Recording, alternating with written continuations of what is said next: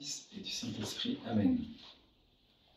Fêtons aujourd'hui la transfiguration et dans l'évangile que nous venons d'entendre, on voit que le Christ décide de manifester sa divinité à 3 de ses apôtres en les emmenant avec lui sur la montagne et que autour de lui apparaissent Moïse et Élie qui, d'après les pères, représentent la loi et les prophètes.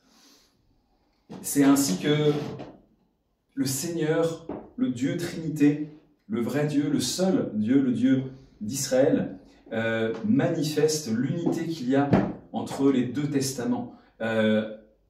Moïse et Élie, adorant le Christ, qui est le Dieu fait homme, manifestent qu'on ne peut pas séparer l'Ancien Testament du Nouveau Testament et que tout ce que Dieu a fait pour le peuple d'Israël, ce n'était qu'une préparation à l'avènement de notre Seigneur Jésus-Christ qui, issu selon la chair de la race de David, va devenir le sauveur des hommes dans leur universalité. On va passer du particulier à l'universel. La mission de l'ancien Israël se termine à la transfiguration puisque on a abouti, après les prières d'Israël, à l'avènement du Sauveur, du Messie qui était tant attendu. Et le nouvel Israël, l'Église, le corps du Christ, l'ensemble des disciples du Seigneur qui existent toujours jusqu'à maintenant et dans laquelle s'est transmis la grâce que le Christ a donnée à ses apôtres pour aller baptiser toutes les nations. Le nouvel Israël existe toujours et il est lui devenu universel. C'est très important d'avoir en tête l'importance de cette fête de la transfiguration, de cette manifestation de l'unité des deux testaments et de la divinité du Seigneur. Par humilité, le Christ n'a pas tout de suite annoncé, proclamé sa divinité. Les gens n'y étaient pas prêts. Les gens d'Israël n'étaient pas prêts à concevoir que Dieu puisse se faire homme. Ils avaient une vision d'un Dieu comme un Dieu extrêmement lointain et tellement radicalement distinct de sa création que tout le lien direct était extrêmement complexe, à part par l'inspiration de l'esprit, par la prophétie. Et ici, voilà, Dieu se fait proche de l'homme. Il s'est d'une certaine façon caché derrière cette apparence humaine, cette nature humaine qu'il a prise pour nous.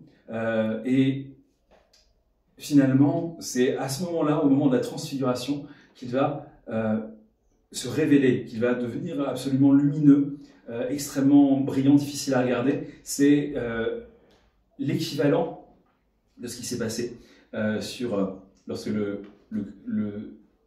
Moïse a trouvé le buisson ardent qui était miraculeusement incandescent et illuminé d'un feu qui pour autant ne brûlait pas la montagne. Et bien ici, c'est la même chose, hein, le Christ se révèle en tant que Dieu, puisque on voit sa nature humaine transfigurée, illuminée de l'intérieur par la présence de sa nature divine.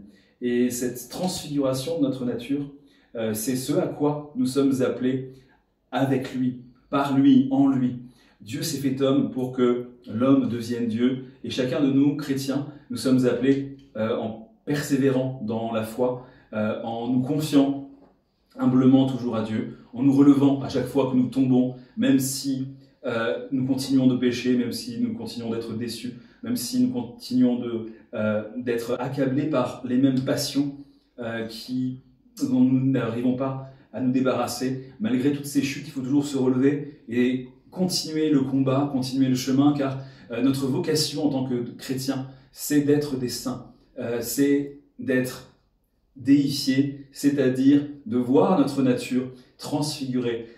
Puisse la charité de Dieu briller en nous, ainsi qu'elle a brillé sur le mont Tabor dans le Christ, au nom du Père, du Fils et du Saint-Esprit. Amen. Amen.